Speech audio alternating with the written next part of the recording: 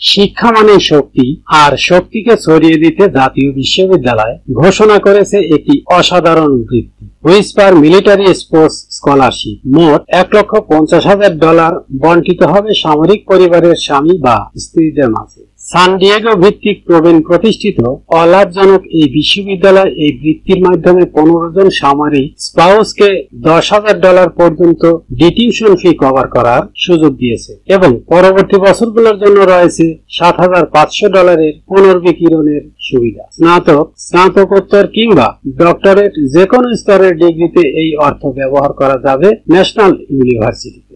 Brittany বেরি 2024 সালের scholarship প্রাপক বলেন, 2 সন্তানের মা হয়ে আমার স্বপ্ন ছিল স্কুলে ফিরে যাওয়া। এই স্কলারশিপ আমাকে সেই স্বপ্নে পা রাখার সাহস দিয়েছে। এই বৃত্তি শুধুমাত্র অর্থনৈতিক সাহায্য নয়, এটি ভবিষ্যতের দিকে এক সাহসী পদক্ষেপ। এই বৃত্তিটি চালু হয় 2022 সালে। সাবেক সামরিক পতি ও ন্যাশনাল ইউনিভার্সিটি প্রাক্তন ছাত্র উইম্পার স্লাইডের সম্মানে। ডক্টর মিলিরনের মতে এটি ন্যাশনাল ইউনিভার্সিটির সামরিক সম্প্রদায়ের প্রতি সামরিক দৃষ্টিভঙ্গির পরিচায়ক। আবেদনকারীদের মধ্যে ছিলেন সক্রিয় সেবা সদস্যের স্বামী স্ত্রী, রিজার্ভিস্ট, ভেটেরান এবং বিধবারা। আবেদনগুলো পর্যবেক্ষণ করে নির্বাচন করা হয় এটি অভ্যন্তরীণ কমিটির মাধ্যমে। গুরুত্ব দেওয়া হয় প্রবন্ধের উত্তরে ও আর্থিক চাহিদায়। 9 মে মিলিটারি স্পাউস অ্যাপ্রিসিয়েশন ডেতে লাইভ ভার্চুয়াল ইভেন্ট বিজয়ীদের মধ্যে ঘোষণা করা হয়। একই সাথে উন্মোচন হয় veteran and military community centre.